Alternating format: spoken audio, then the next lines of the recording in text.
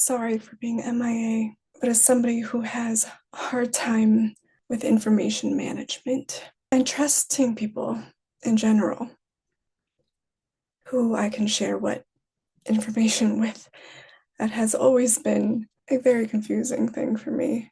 And as my IQ sphere does say too, the hexagram of the I Ching, that's how I make sense of things in unity, in synarchy, and the dual forces that make up a whole.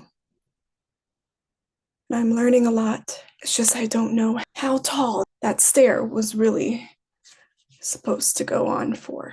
But I think in 2024, we've seen duality and polarity and the extremes of what's happening in the West, what's happening in the country, pulling us apart. And in my mind, it's just been a battle of forces that fit together in a puzzle.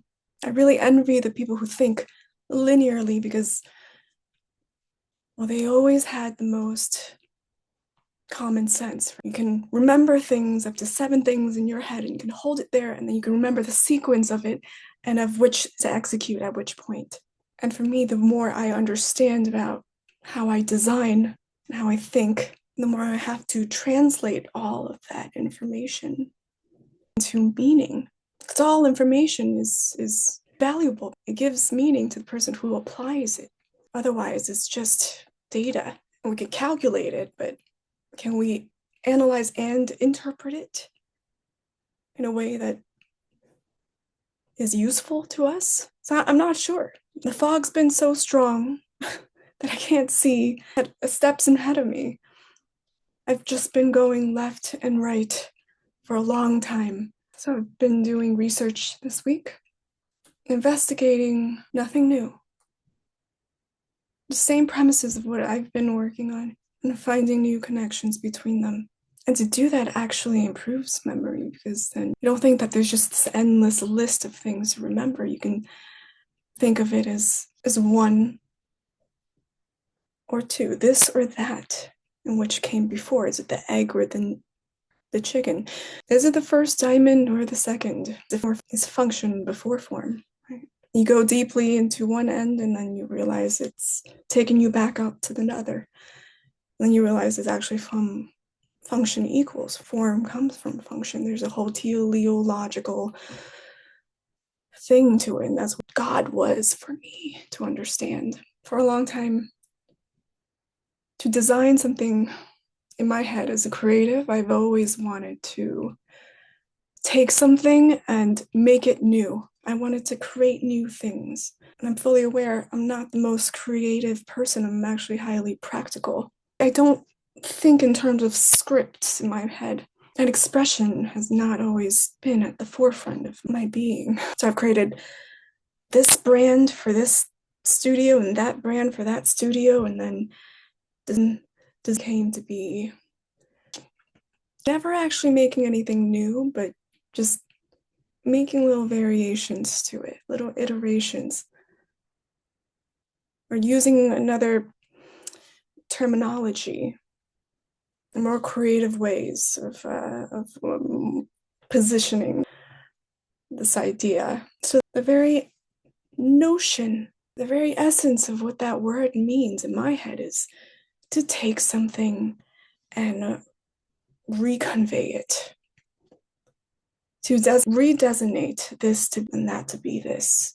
The etymology of the word means to demarcate, to plan, mark out, to devise, to choose, to appoint through something formed or structured, to designate. The root sign comes from sec, to cut, to carve. It's related to the word signum, which means a sign, a mark, a symbol, a function, a visible signal.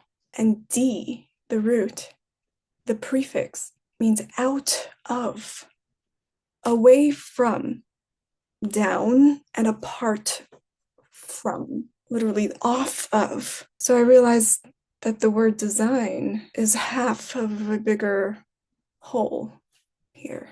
there's another function to consider. Is anything that's taken away or taken out of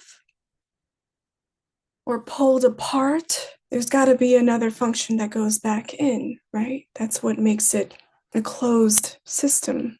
That's what makes it part of nature, so that the forces are balanced and equal. So if design is one end of the extreme, the other moving part to it would be ensign, or otherwise insignia, which means distinguished, marked. And the opposite of D would be en, meaning in, within, before, put into,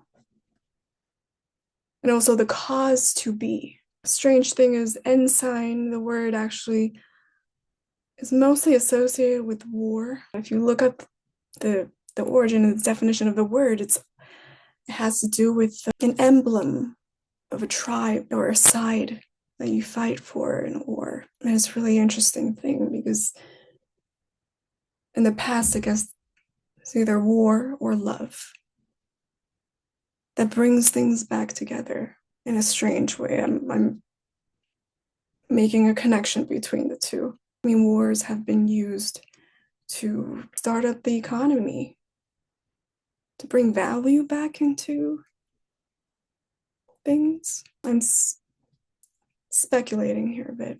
Really interesting to think about. I've been playing with this idea, but also reading some classics, the very beginning of it all, and also The Timeless Way of Building. And I guess from this book, Don Norman really hones down on no matter how much things change, no matter how many new things we create and design, what's inherent in design is that it has to be for humans.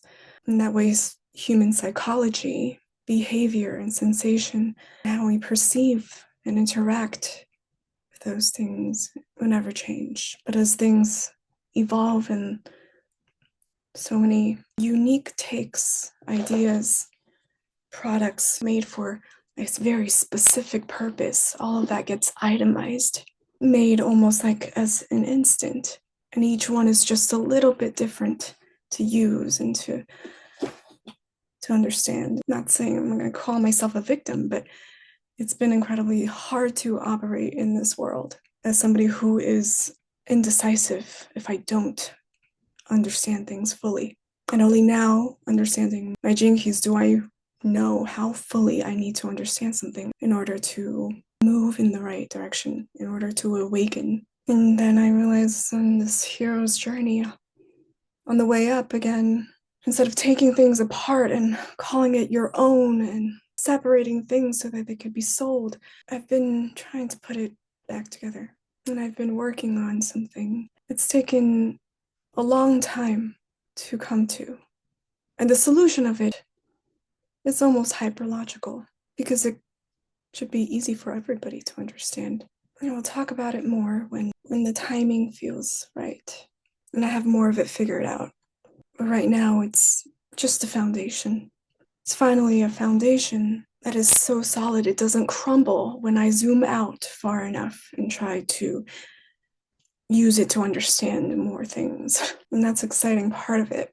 Finally, you can go into the fragments of your mind, all the pieces of things that you're learning about yourself, along with all the rest of this ancient wisdom and contemporary ideas and modern discoveries. Maybe all of them can fit into this thing on some level and work towards this structure, this path between the self and the society in an ecosystem. Sounds really crazy that it's a lot to accomplish. Nothing is new.